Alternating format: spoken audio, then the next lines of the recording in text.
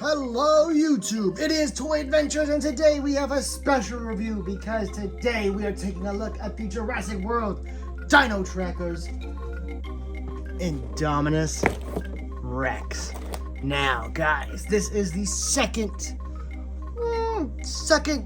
Indominus mainline toy we've gotten. Now I know that's technically wrong because we've gotten, I think, 2 different box releases of the original Indominus toy that we got.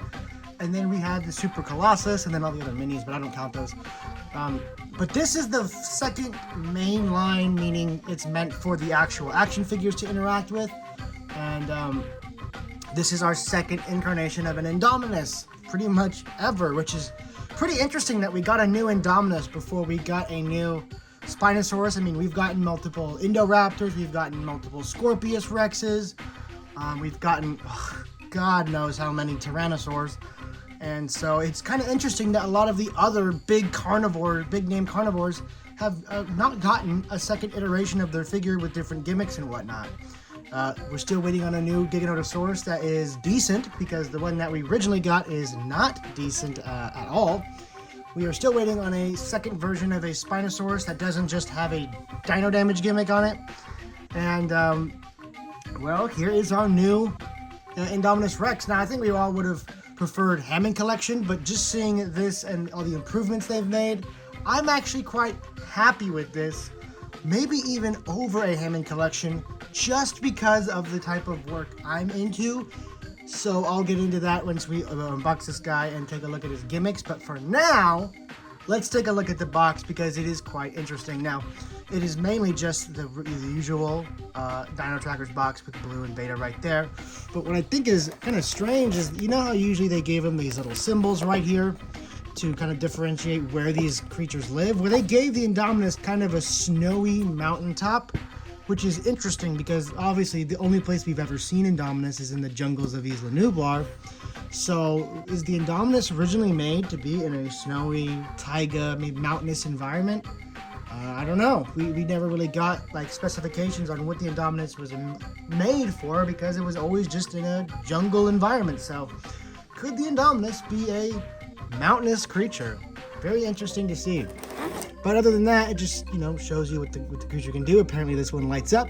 It says Camouflage in battle, so that would be the lighting up gimmick. Taking a look at the side of the box,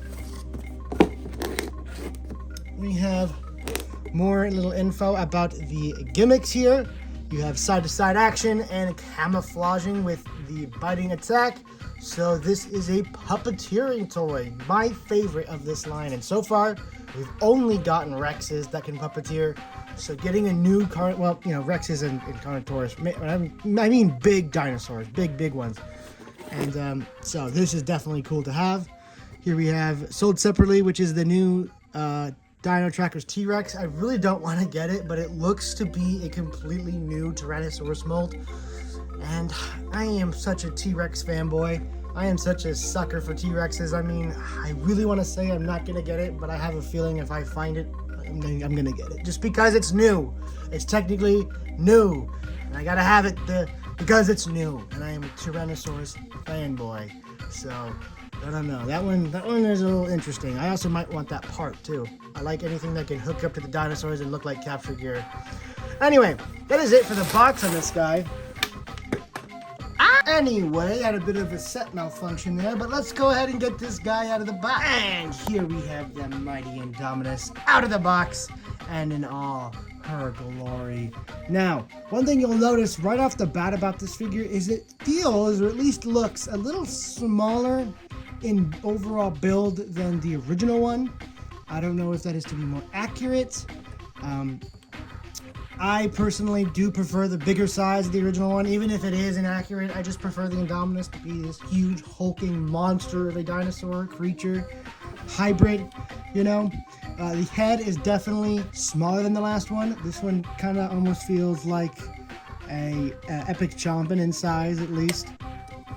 And but other than that, there are a ton of improvements made on this guy. The overall proportions are much better here in the front of the body. It looks great. The arms are a bit longer. The tail is a bit longer. just a bunch of overall improvements, and of course its gimmicks.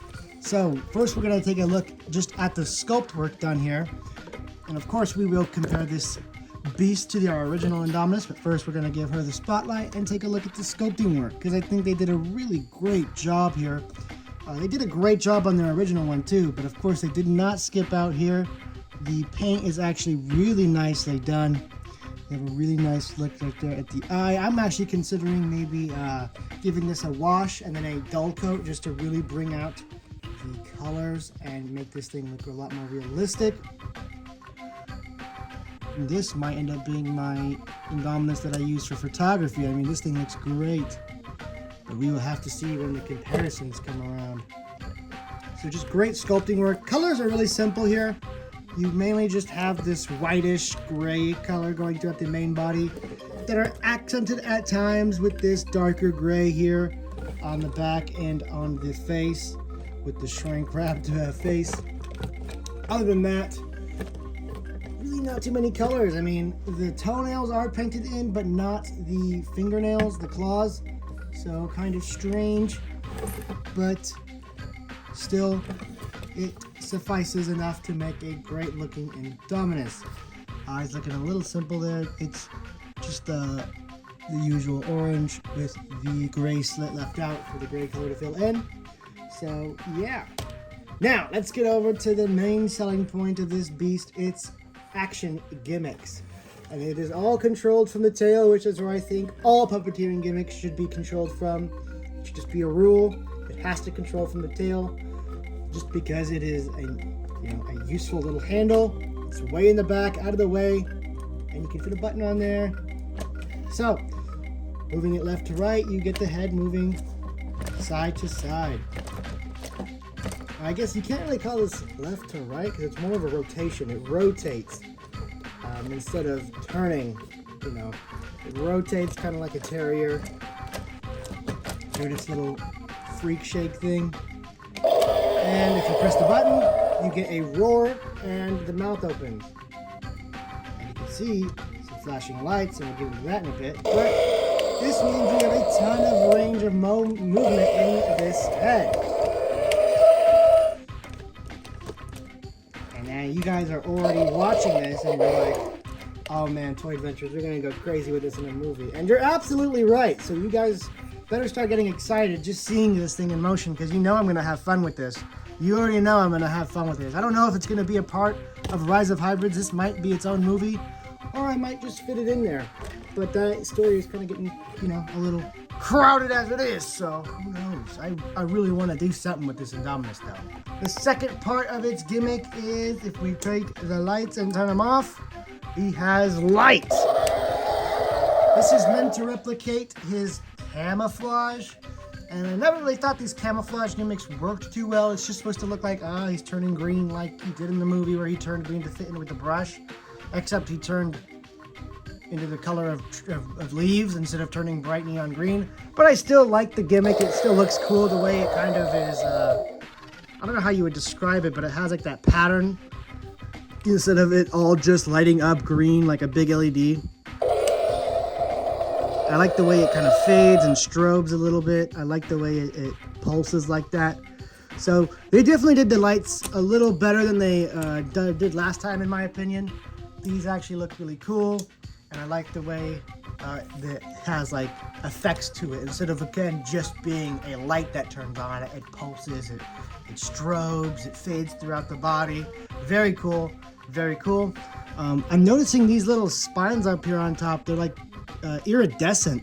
They're like this iridescent gray that really catches the light interesting. They look like genuine nails almost. It's really interesting looking.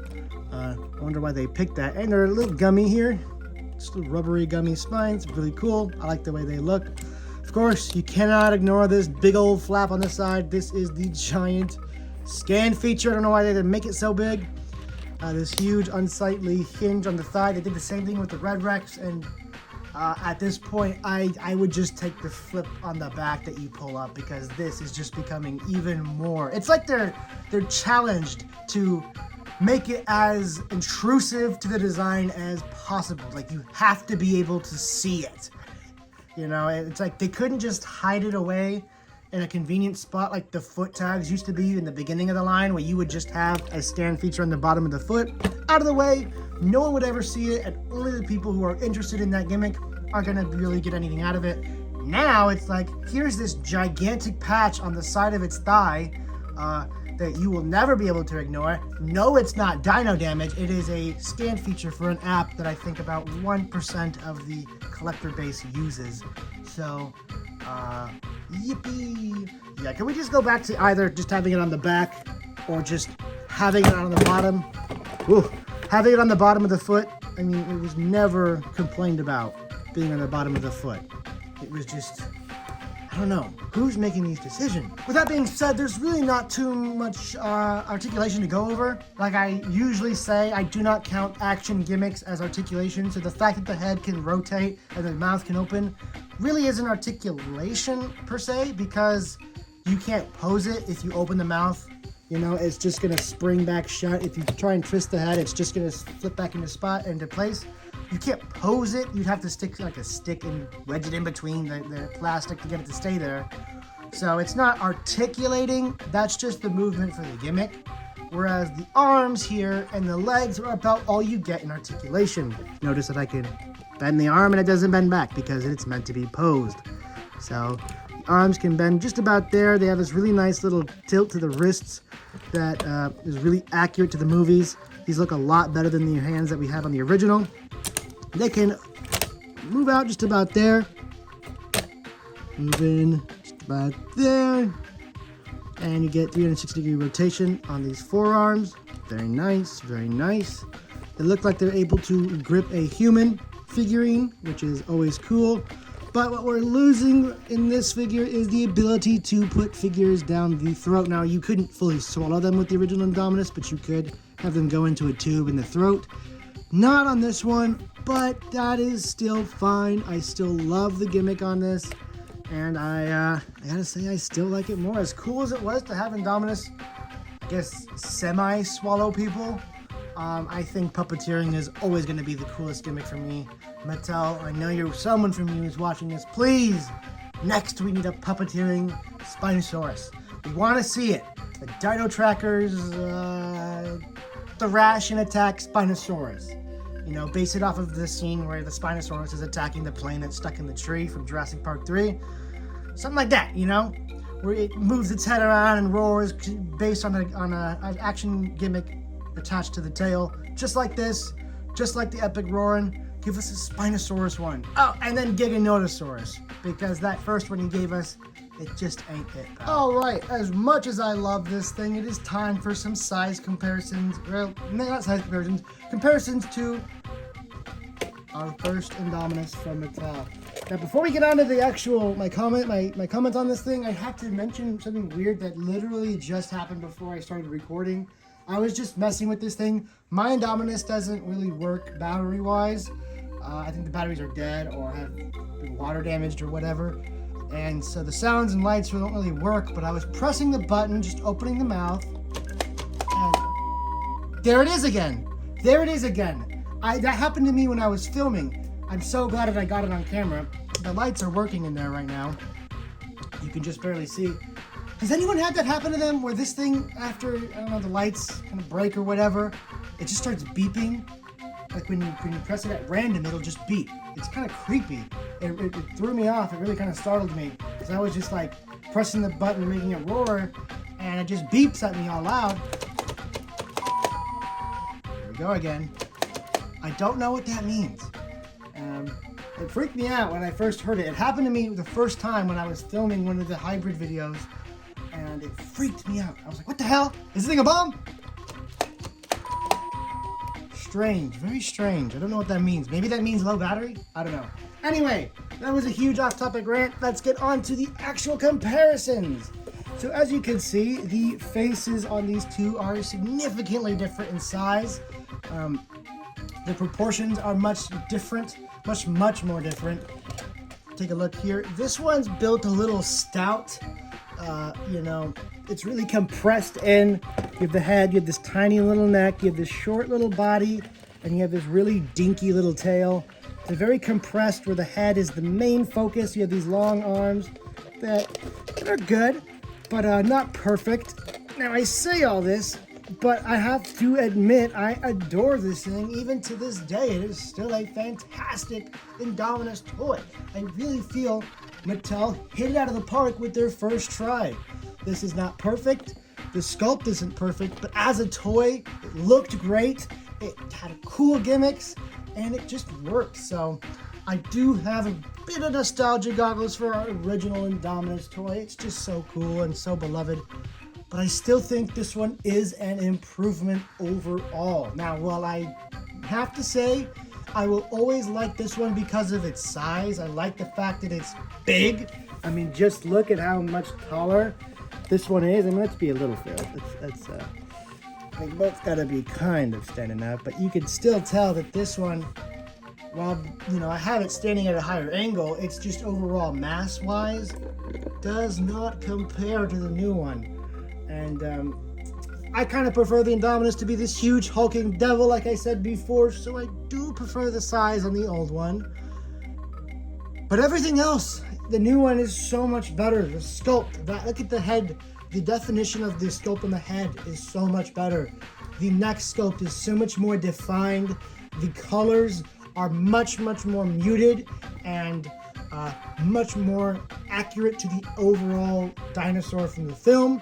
It's not as bright. You could tell on the neck of the old one, it was just this white plastic as opposed to this grayish plastic for the rest of the body, whereas the new one's color matching is perfect. There's just so much, improvements on this new one. The teeth, they have that new thing where the Mattel has the teeth be separate molded parts instead of just molded onto the plastic and then painted in, so they look a lot better defined and a lot better painted because they're not painted, they're just separate pieces, so that makes it look better. There's just so many new improvements that make this new one, I think, the better overall representation of Indominus. Now, if we're gonna go off of a toy that a little kid might want to play with, I might still go with the old one because, man, is it hard to beat the gimmick of being able to eat people.